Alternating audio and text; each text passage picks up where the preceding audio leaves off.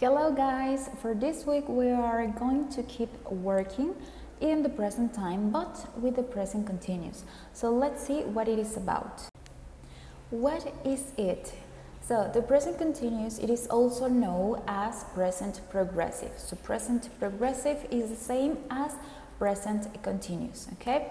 And it is a tense that we use to express activities that happened in the present but at the moment that we speak.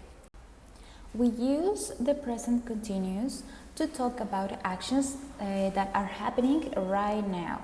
Okay, for example, I am teaching you the present continuous in this moment. Okay, and actions that are happening for a period of time in the present. Okay, it could be, for example, these days or this week I'm studying for my English test, for example. Okay, so actions that happened in a period of time in the present. Okay, so how it is formed. Okay, to form the present continuous we're going to need the simple present of the verb to be. You already know how we're going to create the simple present, or you already know the simple present of the verb to be. Remember, it is am for I, for he, she or it is, and for you, we and they is are. Okay, so we're going to need the simple present of the verb to be, and at the end of the verb we are going to add the ing. Okay, for example, studying, laughing, smiling, working, or playing. Okay, I am studying for my English test. He is smiling at her. They are working in the project. Okay, so remember the verb to be plus the verb with the ing form. Okay, here we have some examples. For example, we have he is taking a nap. Okay, so in this moment right now he is taking a nap. They are walking at the store. Okay, in this moment they are walking walking to the store. I am listening to music while I'll do my homework. Okay, so these are actions that happened in this moment, in the moment that we are speaking. Okay, so as the simple present, here we also can create affirmative sentences, negative sentences, and questions using the present continuous. To make an affirmative sentence, we are going to need the subject, we're going to need the verb to be. Remember, the verb to be in the simple present is am, is, or are. The action verb with the ending of ing, and finally our complement. Okay, so for example, I am taking English notes while the teacher explains the topic. Okay, so here we have the subject, in this case is I. Then we have the verb to be, in this case is am. Then we have the verb with the ing form. Okay, and finally we have our complement, English notes while the teacher explains the topic. Okay, then we have another example. She is walking in the park. So she is our subject. Then we have the verb to be. In this case we are using she, so the verb to be is. Okay, then the verb, the action verb with the ing ending, and in the park is our complement. Then we have they are playing video games. Okay, so they is the subject, are is the verb to be. Okay, the action verb with the ing ending, and our complement, video games. Okay, so just as easy as that. Okay, subject, verb to be in the simple present, action verb with the ing ending, and the complement, and that's it. But if we want to make a negative sentence, we are only going to add the word not. To say that something is not happening, okay? And the structure is the same as the affirmative. First, we're going to write the subject, then our verb to be, then the word not. We are going to add the word not in our sentence, and then the action verb with the ing form, and finally the complement. For example, I am not taking English notes while the teacher explains. We have our subject, in this case is I, our verb to be, we already know it's am, then our magic word, that it's not, and our action verb with the ing form, okay? And we end with our complement to make our sentence a little bit more complex. Then we have, she isn't walking in the park.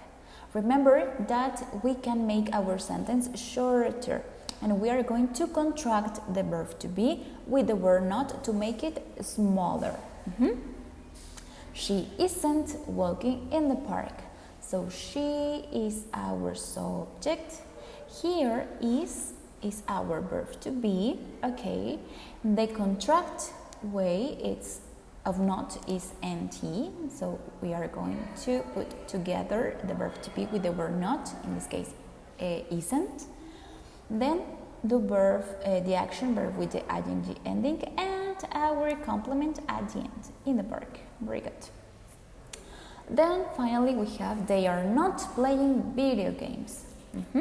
So they are not playing video games is the same as if we say they aren't playing video games, okay? The difference between the first one and the second one is that in the second one we are contracting the word not to make shorter, okay? But it's the same. They are not playing, they aren't playing, is the same.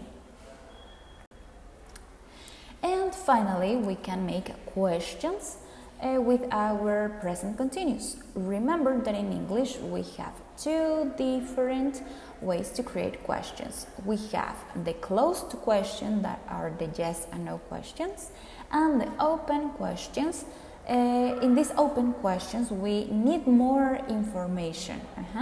We are not going to answer just with a yes or with a no. We need more information about the thing that a person is asking us. To make an interrogative yes or no question, first we are going to write our verb to be, then the subject, then the action verb with the ing form, and finally our complement. For example, are you taking English notes while the teacher explains the topic? Yes, I am, or no, I'm not. Here are the verb to be, then you, the subject, then taking the verb with the ing form, and our complement at the end. Then we have, is she walking in the park? Yes, she is, or no, she's not. Is the verb to be, then we have she, that is our subject, and the action verb, that is walking, with the ing ending. And finally the complement, in the park. And our last example, are they playing video games? Yes, they are, or no, they aren't. Here we are also contracting the word not with the verb to be. Or the verb to be, they, our subject, and playing the verb with the ing form, and finally our complement. Okay, so just as simple as that. But remember that we also have the WH questions. These WH questions, we are going to use them when we want to ask for more information, and the number of possible responses are limitless, okay? And we have to answer with more than just a simple yes or no, okay?